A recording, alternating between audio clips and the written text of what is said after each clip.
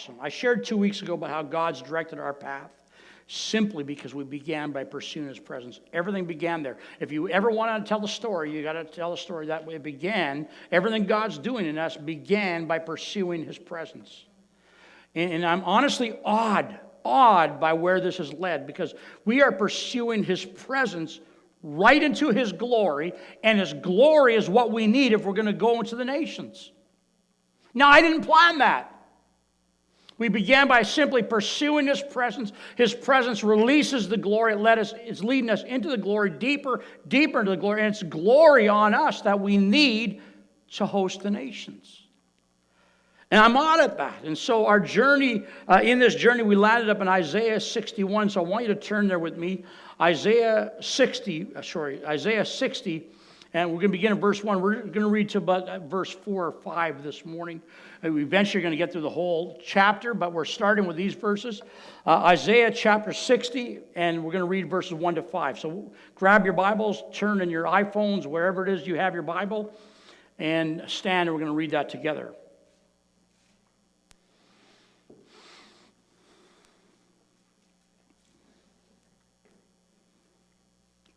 Arise and read with me.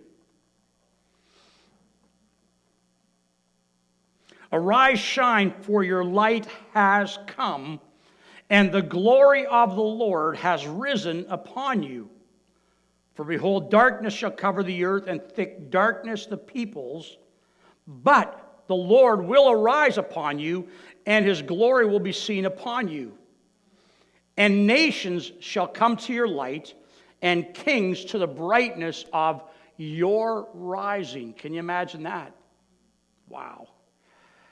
Lift up your eyes all around and see it's happening. They'll all gather together. They come to you. Your sons come from afar. Your daughters shall be carried on the hip. Then you shall see and be radiant.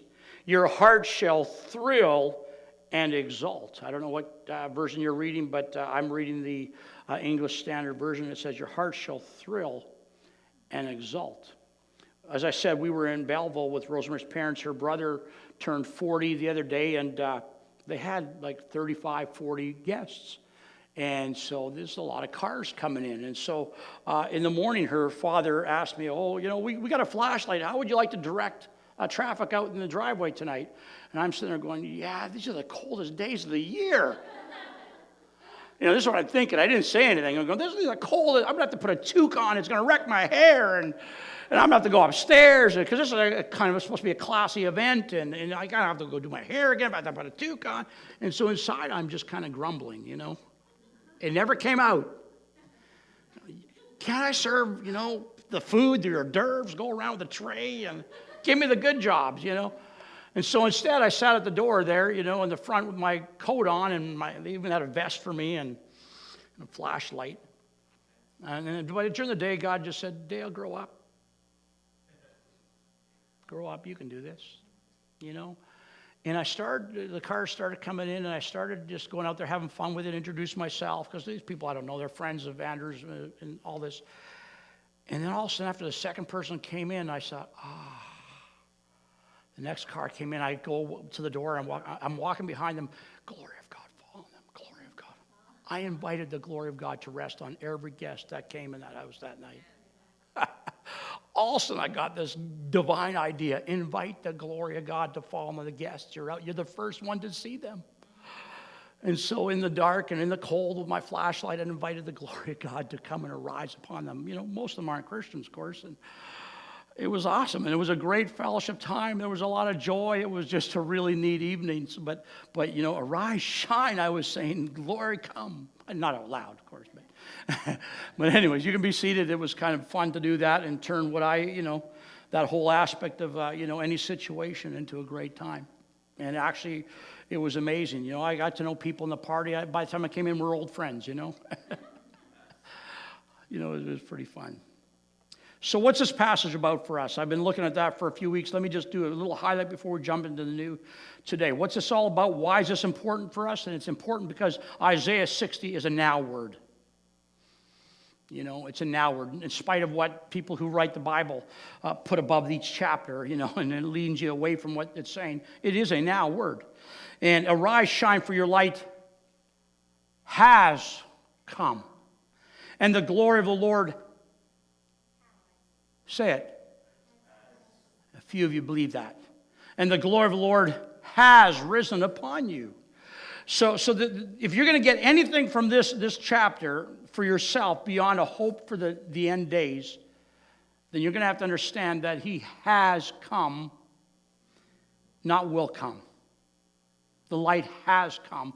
The glory has come. In other words, it's available now.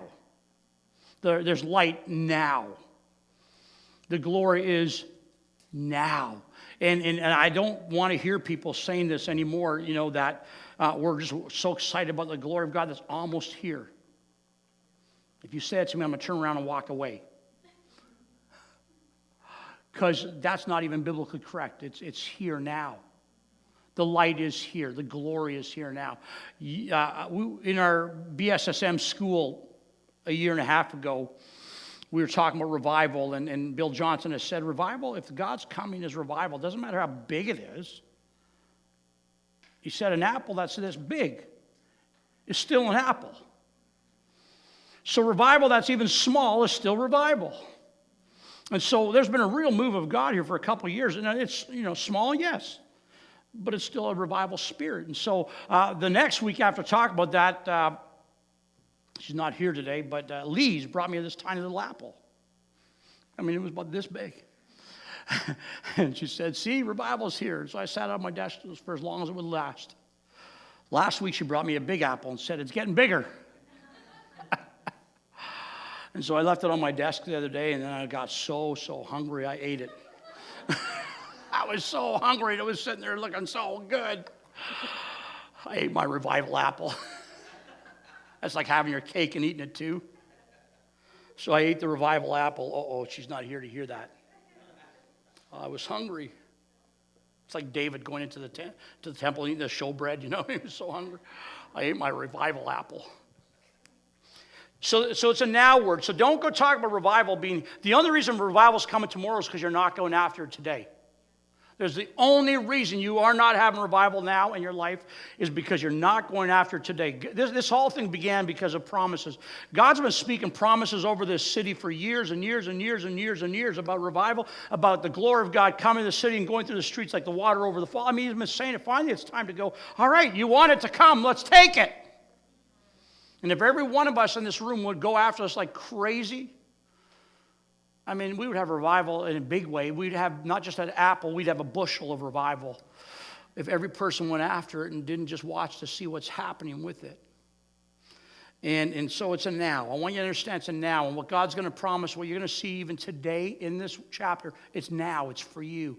The light is now. You can live in an immense light. You can live with an immense glory in your life right now. It's now. Say now. Second question we were answering, what is the glory of God? Well, the glory of God is the physical manifestation of God coming, of his presence. It's the physical manifestation, the ability to see in some way or experience the measure of his presence. And it's called the Shekinah glory, and that's his glory comes out of his presence. It always has done that. And we define glory as to what it means, and there was 3 words. I won't define them now except for to tell you about them. It's the weightiness of God, the fullness of God, and the copiousness of God, which is his abundance, which means if you have a need in your life, don't rehearse it. Rehearse getting his glory, because his glory has the abundance, and everything you need is in his glory. This is a new way of living, church. Honestly, revival, and this is a new way of living. Revival's not falling to the floor. Revival's coming into a new way of living because you've come close to God. And a revival spirit that you would have in yourself realizes, I'll be changed. The fact that when I wouldn't have done that at the farm years ago. I might have done the parking duty, but I would have not been happy about it. But that's the old Dale. The revival Dale did it with joy and then invited the glory. And God was able to use, honestly. You know, you can rehearse the way things used to be and the way things are going bad, or you can say, no, no, no, no, no, no. I don't have need. I have the glory, and in the glory is the supply and the abundance, and I can stand on that and choose that. That's the new revival person. If your best experience of revival is that you fell to the floor and shook for a while, but you're still saying the same things you did before, you're still looking differently, you still complain about this and that, and there's not, you need to fall on the floor and stay down a lot longer until change actually comes. Because in His glory, there's abundance. Where I realize I don't have to complain. I don't have to react the way I used to do in panic and all the kind of, you live in anxiety, live in turmoil, all that stuff. That's the old person. The new person gets in the glory. The glory comes, overwhelms you, and realizes that eventually you're going to come into the abundance of God.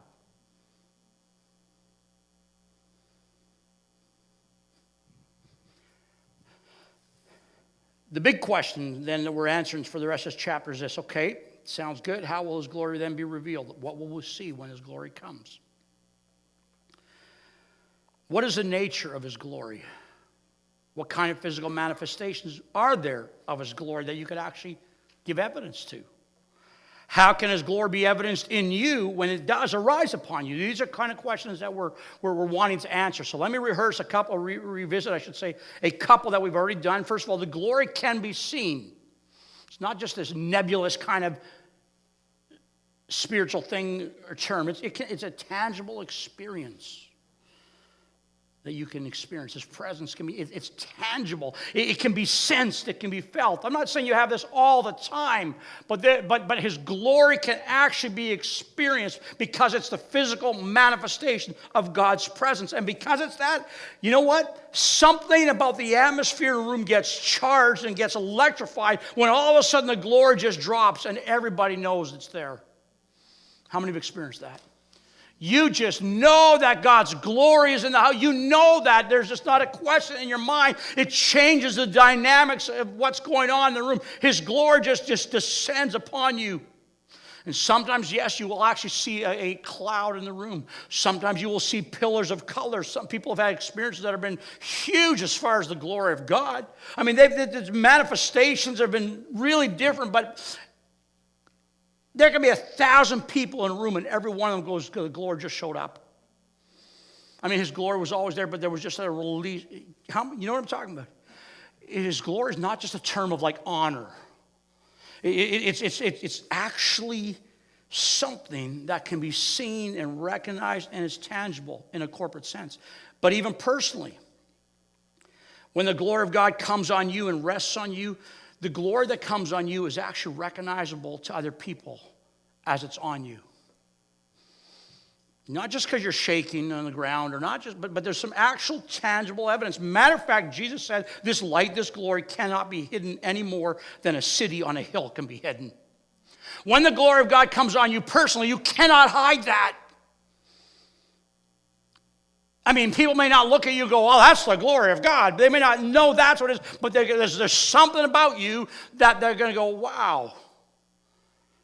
And it's the glory that's on you. It can be seen. It is tangible. And whether they recognize it as God, as the glory, it doesn't really matter. It's not the issue. The issue that I want to bring out is that God's glory actually can be experienced and noticed by other people on you. They can see it on you. There's evidence about you that points to glory. And eventually, it will be, as Jesus said, eventually they'll see your good deeds and glorify your Father in heaven. Now, again, the good deeds are not just because you did something nice for somebody, because anybody can do something nice, but a life that's filled with the good deeds of a good father in a regular, ongoing time is going to be seen. When people see that, they're going to eventually go, the old Dale, he would have grumbled and he would have complained. But there's something And eventually, you follow that path to give glory to God. After the party was over, even during the party, Rosemary's sisters kept coming to me, Dale, thank you for doing that. Thank you. People come to me, thank you. Some just sat down even with me in the porch because they were experiencing what it was like to sit there waiting for the cold, you know. But people began to go, and her sisters, you know, just, and her dad and her mom, and just like, thank you. I'm just going out in the driveway for crying out loud, you know. But you do that in this big sense. You start to live a lifestyle that's good with a good father. Eventually, people see that your good lifestyle leads to a good father. I don't think it's just that once in a while a good deed points to God, because anybody can do good deeds. Mormons do good deeds. Jehovah's Witnesses do good deeds. The Kiwanis Club does good deeds. Matter of fact, they do a lot of time more good deeds than the church does. Ouch. But a lifestyle that's been transformed by the glory of God cannot be hidden any more than a city on a hill can be hidden. And that lifestyle will eventually point to God, and others around you go, well, you must have a good God. The next thing is this, and there is substantial evidence of God's glory on your life. People will see it. It can be gathered, and it points to God. Secondly, God's glory is attractive. God's glory, we talked about this last week, but there's an attraction about the glory of God on us. Glory is magnetic in that it draws people to it. It's magnetic in that it draws people into it. There's a power that draws people to it. That's why Isaiah said in verse 3 that nations will come to the light. They'll be drawn into it. They'll be attracted to the light. They'll be attracted to the glory. When the glory is upon the people of God, matter of fact, it has the potential to garner the attention of nations. When the glory of God is upon his people, it can garner the attention of nations because the nature of glory is good. The nature of glory is good. You remember the fire fell, the glory came. People didn't respond in fear. People said, he's a good God. His love endures forever. That's a very strange reaction to fire and glory coming from heaven. But that's what the response came. It's that he's a good God. That's because the nature of glory is good. There's no downside to glory. Say it. There's no downside to glory. Now, this morning, we want to take this a little further and look at further evidence of the glory of God when it's upon you. This, what I'm about to share, could have actually been shared already prior to this, but I will do it now because it should not get missed. But thirdly, if you're taking notes, God's glory brings hope. God's glory brings hope. Let me share why.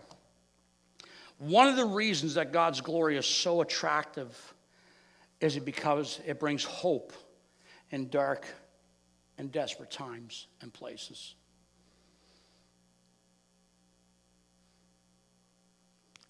The reason it brings hope and it's so the reason it's so attractive is because it brings hope in times where often people cannot find hope, but glory can.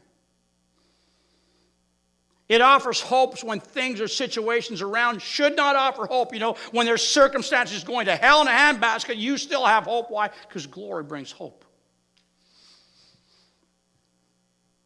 That's why we who want to live in revival need to think some things through here a little bit, because often even the church, when they go through difficult times, do not reflect glory. They reflect the same response as the world. They go down into despair. Well, why are you going down into despair? Because it may be dark, but Isaiah said the lights come, the glory's on you. Why are you going down in despair? That's the old person.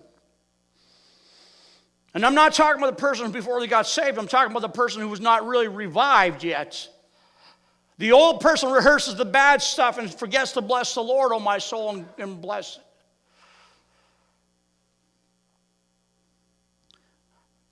But glory is attractive because it brings hope in dark, dark times when things around you should not offer hope. Isaiah said this, even though darkness covers the earth, the glory in you can pierce through that darkness and be seen. I'm reading that song, Jenya, that you picked there for today. Looking at the words, breathe me in, I'm going, wow. Isaiah could have written that song. The glory on you can pierce through darkness and be seen. That's why we do not have to worry about how dark the world gets. That's why we don't have to fear the world getting darker, because there's a but right after that. We have glory. Turn to your neighbor and say, are you awake? We have glory. And glory pierces darkness. You're saying you're being transformed? Good if you shake, but you have faith when darkness times come. That's what I want to see. You might have manifestations of the presence of God on you, wonderful, but does it change how you react in dark times? Does your outlook on life, is it better than the world's? Are you looking differently? Are you responding at all the negative stuff, what we're talking about lately? See, we don't have to worry how dark society or life gets. We have glory. Glory pierces darkness. Say, glory pierces darkness. Honestly, we don't have to respond. Here's the thing. When the glory of God arises upon you, it honestly does not matter how dark your surroundings are, how dark the world is, how evil our government is. It doesn't really matter. Because you have glory. It doesn't really matter how dark your workplace is. Listen to me. If the church gets a hold of us, you can have victory in a muck pile, if that's your job.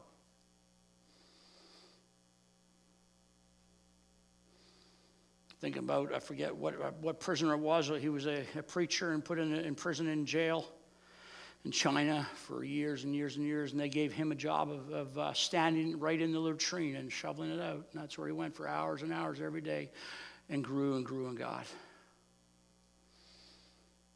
Became powerful God standing in crap. Every day, 8-10 hours a day, and grew in God. I don't care where you go. I don't care how dark it gets. If you're living in glory and you respond in faith, you can rise. Come on. If you can't, then you don't got revival. If you don't, then you don't have revival. I don't care how much you shake at a meeting. I don't care how much you have manifestations. If you can't stand in a pool like that and give glory to God and rise above it, you have not got revival. When glory arises upon you, it doesn't matter how dark your surroundings can be. You can have hope because you have glory. And glory is all around you. Glory for us now. There wasn't even glory in them at that point. It was simply on them. We have glory on us, in us, around us now. You can have hope. Your neighbors can have hope. Why? Because the glory of God can surpass darkness, and it does bring hope. Why? Because that's the nature of glory. You don't have to fear darkness. If you do, you've not understood this. You've not understood this. Then I've not understood this. For those of us in the School of Ministry and those who took the BSSM last year or the year before, we watched a message by Sean Boltz. Sean's a unique prophetic pastor. Wow, wow, wow. He lives in Hollywood. He pastors a church in Hollywood. And they work in some of the darkest places. They minister in some of the darkest places. They go to brothels. They go to after drug lords. They're in some of the darkest places. They actually work also in Hollywood with the actors, and they're on sets where it's just ungodly and just like they just don't care. They'll just go anywhere. And he says, we got glory. We got glory. He said, I can walk into the darkest places because I have glory upon me. And his ministry is just transforming lives, transforming prostitutes, but also then transforming people with money in Hollywood and transforming producers who were doing some dark, dark stuff. And he just doesn't care how dark it gets. He goes, the glory is greater. When will the church start to understand and not fear the darkness? We have glory. Glory overcomes. Glory just completely overwhelms darkness.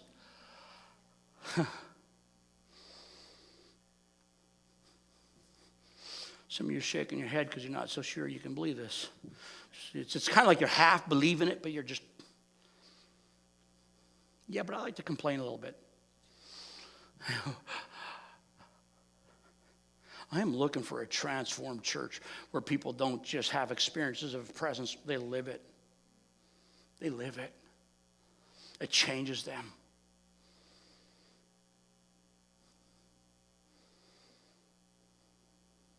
Seek his presence into his glory. His glory is weighty. His glory fills. His glory is abundant. It changes you. That's why I talked about people this morning who I'm watching get changed, Diane. You know, just like, because his glory transformed Joseph. My goodness, he's like a new man. You probably should have another wedding because she's not knowing who she married lately. Seriously, like God transforms huge, but it's his glory. And so you got Sean pastoring in dark places, and people's lives are being transformed. I think of people in the Bible, and Bethel points these guys out all the time in this regard. Daniel, Joseph, they lived in dark, evil days, served evil kings. Matter of fact, I think Chris Walton said it'd be like serving Saddam Hussein. That's how evil these guys were, and against God. But they served in the darkest moments and brought transformation to the place because of the presence, because they weren't afraid of darkness. Come on. They weren't afraid of darkness. They were willing to go anywhere. And instead of going, it's too cold outside to park a few cars, I can go with glory. Instead of saying it's too dark to go serve as Saddam Hussein, and do it well, and bring the glory down upon this place. We complain, oh, he's an evil man, this and that and the other thing, and all that's true. But, church, it's time to stop being afraid of the darkness, because the glory actually can overwhelm darkness. Are you hearing me? The glory has the power to overwhelm darkness. The glory is rising on you to pierce the darkness around you for a reason.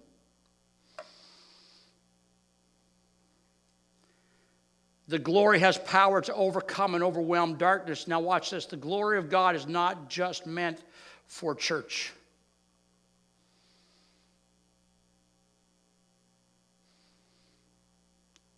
And don't get me wrong, I want glory to show up in the church. But how dark can the church be? Like, I know people come in with their darkness sometimes. But how dark can it really be in the church? And if that's for us the best, that's the only place we really care about glory, how many say we're missing something then? I want the glory in church. I bring the clouds. Bring the pillars. Honestly, I want them all. I want it. But how dark can the church be? It changes everything about a meeting. When a meeting's going one direction and the glory of God shows up, boy, just like, right? The glory does that. But perhaps we need the glory to show up even more outside the church, where there are actual places that are dark. And see, that's where Arise Shine is going. And right now, we're just motivating ourselves, moving ourselves. Very shortly, we're going to mobilize every person. We've been in the city 21 years, and I was sitting thinking about this. Some of the most profound moments where I've had have been sitting in a meeting with the mayor, or at a city service where the church is gathered outside of this context. And there's an anointing I sense on me that just is never in the church here. And there's a liberty to do so. I'm just going, wow, it's because God's glory is meant to go where darkness is. As long as you just sit in here and want a glory cloud, you may experience that. But the glory of God, understand this, shines brightly in darkness. There's another aspect of why glory is so attractive. First of all, glory is attractive because it brings hope in a dark time. And so when the world has lost hope because of circumstances, it brings hope. But here's another reason why it's so attractive, is because it brings hope when the world seems to be out of control.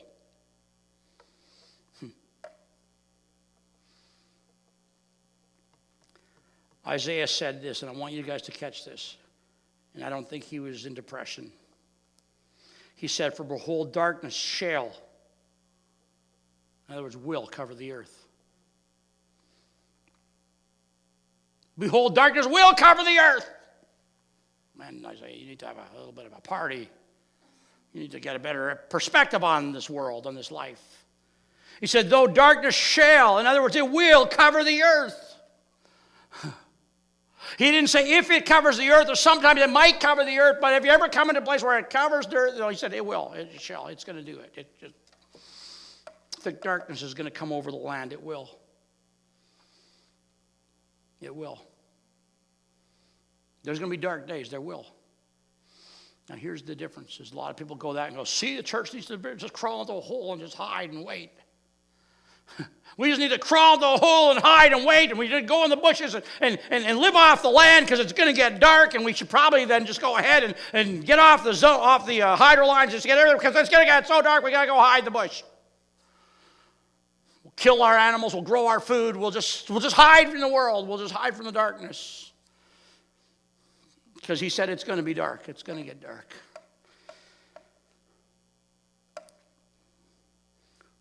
But, there's always that but.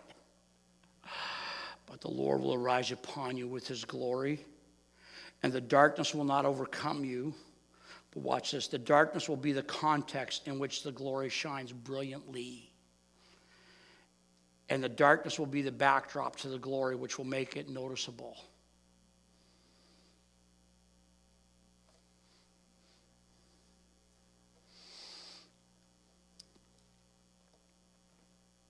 Right?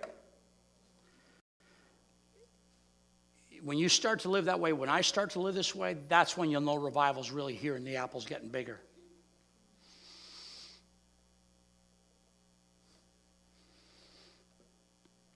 That's when you know you're moving into revival, when you're living in dark times, but you're seeing good. when you're living in a dark world, but it doesn't scare you at all. When you're living in a real dark world, when you work in an absolute garbage place, a job that's absolute garbage, dark, and it's dark as it can, and it doesn't bother you one bit because you have glory, then I'll know you're being revived. Just because you fall on the floor and shake does not mean you've had revival. I've seen people come into a service. I shake. I want to shake. Just give it all. I want it all. But I've seen people come and shake, fall on the ground, shake like you, and go out and sin some more. They just touched a bit of the experience they just touched God a little bit, but it didn't change them yet. But glory is attractive because in the deepest, darkest places, it shines. And right now we have some issues in our world that how many would say are getting pretty dark. If you want to focus on them and go hide in a bush, you might have plausible evidence to why you could do that. Countries going bankrupt. I mean, who would have thought, whole countries would go bankrupt? I mean, the turmoil in the economy all over the world, it's crazy. Global issues you just hear that, you hear this and hear that.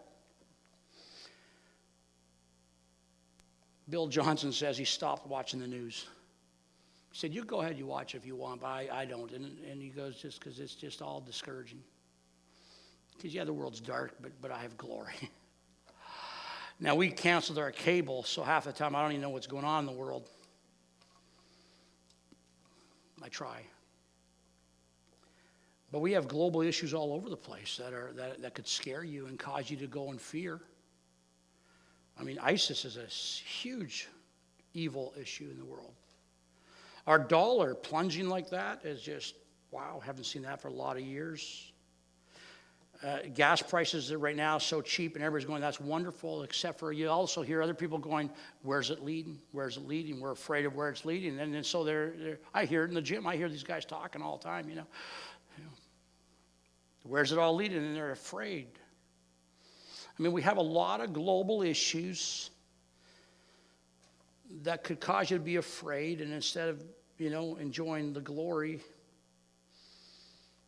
You're looking at how dark it is and you get fearful. If you do those things, you will take spiritually a tailspin backwards because you're missing the point. Let me say this. When the glory of God arises upon you, it honestly does not matter how dark your surroundings can be or are. If you live in glory and respond in faith, the glory can surpass it and bring hope. That's the nature of glory. That's why Isaiah said, though darkness cover the earth, not if it will cover the earth. Darkness will be around you. But the glory of the Lord will arise upon you. That's the nature of glory. And that's why it's so attractive to the world. Because you look at the world, and because you have glory upon you, you have strength. You don't fear. When the world runs and hides, you stand right in the face of darkness, and you're not even trying to be not afraid. You're just not. You're not just trying to live differently. You're just not. When everybody around you is complaining, well, this is awful, and that's awful, you're not. You got glory.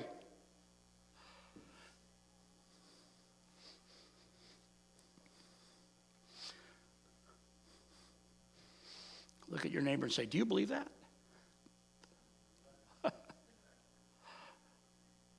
Honestly, you have glory. And it brings hope in a dark world. The next thing, I'll be quick with this. Another reason of evidence, another evidence of glory in your life is this, and this is so cool. So cool. You become radiant. Did you see that it said you'll become radiant? Evidence of the glory on your life is you become radiant. When you pursue the presence of God in your life,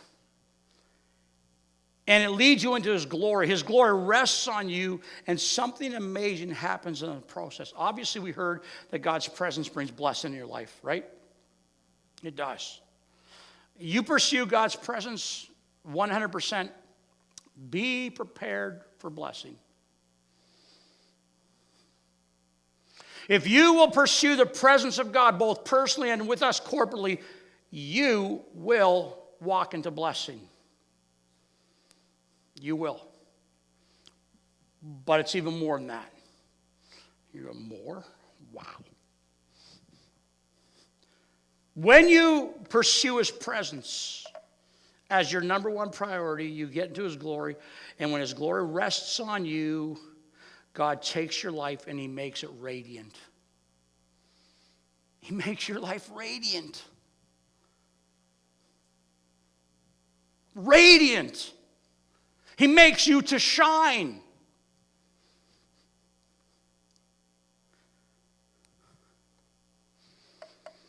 It feels like there's a lot of thinking about this morning. He makes you radiant. Psalm 34:5 says, those who look to Him are radiant, and their faces will never be ashamed. He makes you radiant.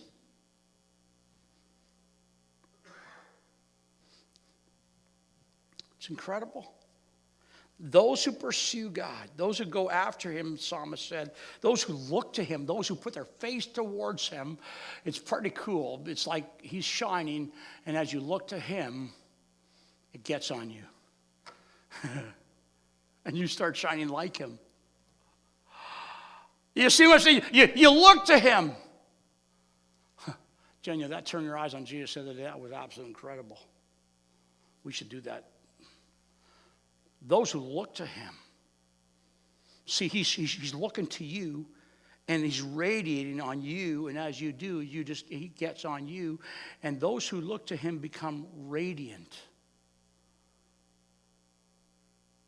Not those who look to religion, not those who look to revival meetings, those who look to Him, those who get transformed by glory, those who set their face on Him, those who go hard after Him. I think it's because you're looking at him so much, he's shining on you, you just take it on and you begin to shine with his brilliance. Don't you love Peter and John? They're hauled off into court for healing this lame guy, and they defend themselves in court, and they're just amazing, Christopher. They defend themselves in front of the biggest court system in the land, and people don't know what to do with these guys. They're just astounding them, just turning around, defeating their arguments every time, and then they walk away after finally beating them, saying, "We got nothing." They kick them out, and it says they didn't know what in the world. These are unschooled fishermen. Where did they get this? And they said, "Well, I don't know, but we've noticed they've been with Jesus."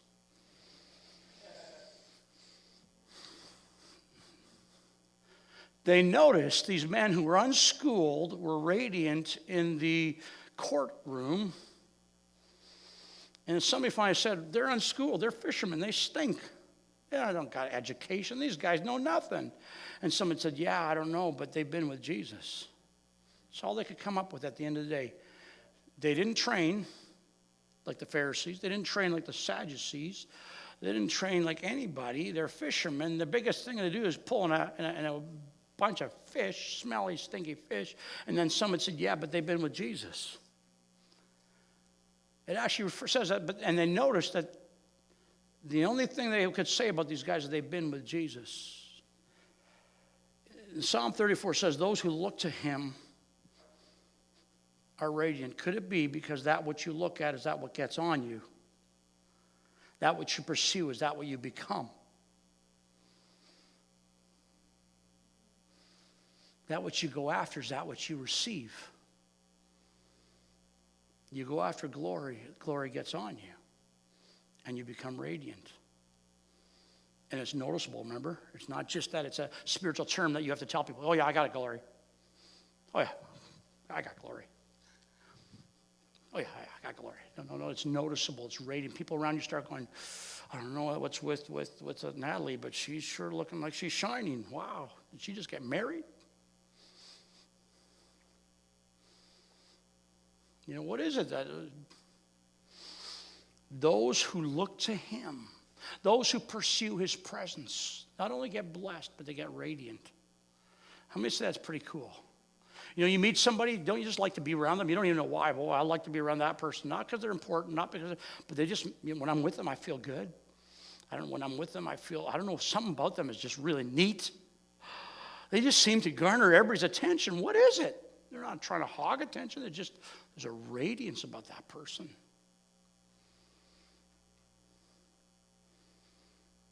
See, that's what glory does to you. That's one of the evidences that you become radiant. Why? Because you look to him, because your face is set to him, because you've put yourself in the glory, you've gone after the glory, and in so doing, you become radiant. And here's what's so cool is that the radiance can be seen in a court case. That's how practical this is. That's what I'm saying. That's how practical the glory of God is. These men are in court now because they healed a person, and they win a court case because of glory. Not because they were so wise, not because they were so sharp. Matter of fact, Peter was less than sharp. But in the court case, they stood before the highest trained people. They didn't know what to do with them because they were too smart. It was the glory. It was radiating off them. And all they could say, "We don't know." Where did they learn all this stuff? Don't know. They've been in the glory with Jesus. What you go after gets on you. And so one of the evidences is when God rests on you, he raises you up to beautify your life. Now, who wouldn't want that? Some of the best makeup possible. When God's glory rests on you, he beautifies your life. People have such a warped idea of what God will do if you would actually go after him.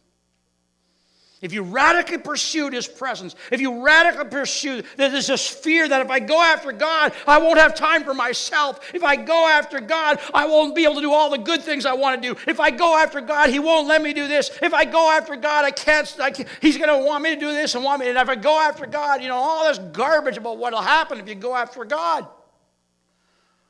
That's in the mind of people in the church. I could never give up that time to come and spend an hour with him. I could never do 3 days a week because that would be ridiculous because I'm a busy person, and God will just rob me of all the good things because I can't spend so much time with him. If I spend so much time with my life, I'll fall apart. And then the lie gets perpetuated, and people start believing that to be radical is ridiculous. When in reality, the opposite is true. He takes you and he beautifies your life and he makes you radiant and he causes you to shine with a brilliance. That's what it does. Read through this. That's what glory does. He wants to make you shine. He wants you to radiate with glory, his glory. And at the end of transformation, he takes you and he shows you off. Hey, John, that's the word that we had. He's going to restore you, not to use you, but to show you off. Read Isaiah 61, the next chapter. He says at the end of transformation, he shows you off. And you know what the showing you off is for? Is not to make you feel good, but to show other people this is what he can do. If he could transform John, who's just that old relic, that's what happened in our class, which is funny. If he can transform John, then he can transform me. If he can transform you, he can so he transforms you, beautifies your life because you're in his glory, and he shows you off. That's the process. He takes places in your life where you're not radiant, and he makes you radiant. He takes places where you're not wise. He makes you wise. He takes the foolish things of the world, and he confounds the wise with the things in you. He takes places where you were not so smart, and he makes you smart, and you shine. He takes you in places where you didn't know what to do, and he shows you what to do, and his glory shines. So here's the deal. God's plan for you is to become radiant as his glory rises on you and as you rise to your potential. Don't you like that? It says that nations will be drawn to light. Kings will come to your rising. In other words, there's going to be a rising in your life. He takes you where you're at. You get in his presence. It moves you into this glory, and in his glory he starts to beautify your life and brings you to your rising. Hey, John, to your rising, where you come to your potential. I think about this as awful, is that so many people are reluctant on giving God their all. They're reluctant on turning their face to him fully. And I don't know why. And God's going, I just want to beautify your life. I want to bring you to your rising. I want to bring you to the place where the world sees the greatness of John Barbera.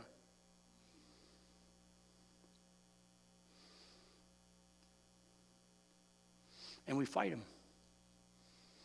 And we fight God.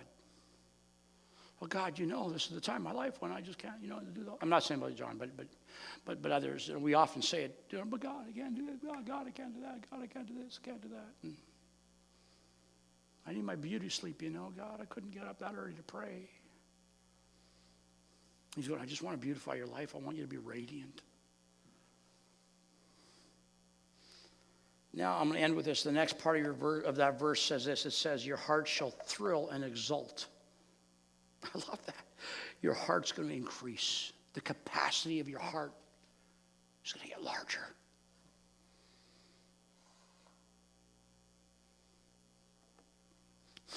I watched that stupid show at Christmas time, The Grinch Who Stole Christmas. His heart was too small. Wasn't that what it was? His heart shrunk. A lot of the church have small hearts. And we can't love well. We can't give well. We can't care for each other well because our hearts are too small.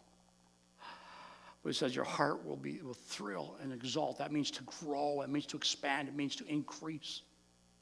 In other words, God's going to expand your heart ability even to have passion, to experience his love, to experience all the things. Often don't we sometimes go, I don't know, I think Joseph's just putting that on for a show. Because no one could be that happy. No one could be that happy. I think it's just a show.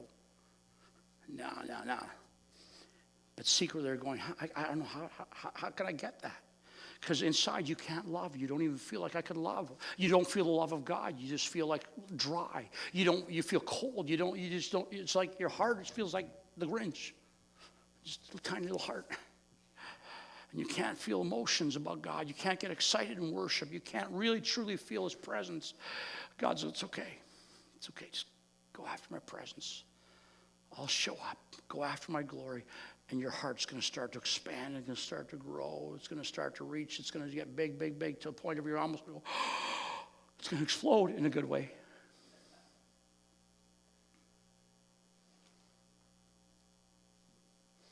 Someone say, wow. See, I believe it kind of might look like this. Your heart will begin to get such fresh revelation, you're not going to believe what you're getting. Your heart's going to begin to go in deeper insight. It's going to have greater visions. Honestly, I've been hearing people share things and devotions and going, both Jed and Jenny, I'm hearing things going out of their mouth and going, they're not that smart. I'm just kidding. Seriously, some of the devotions these guys have been given, I'm just going, wow, honestly. If you're not getting it, you're missing something because there's just gold. I'm going, where do they get that from? Like, wow, touch them.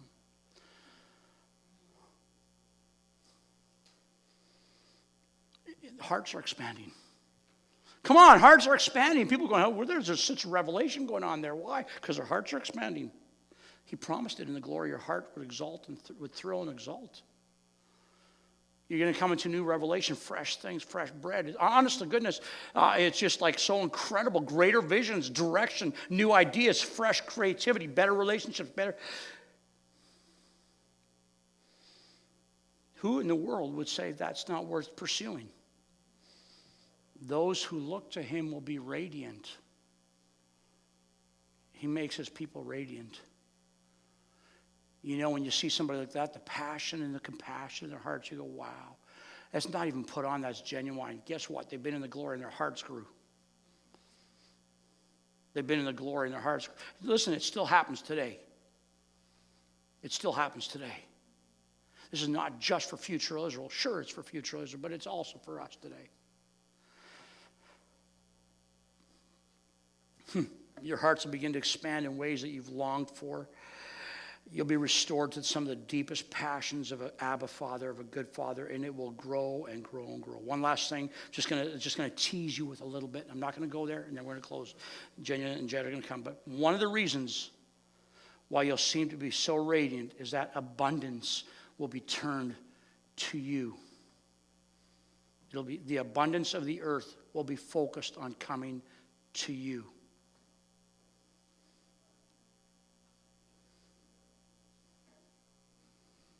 Abundance. We're going to be talking about this for a few weeks to come, but watch this. Radiance attracts abundance. Come on, smile, a couple of you. Radiance attracts abundance. Either you don't believe that or you should prove it. Radiance attracts abundance. Try it.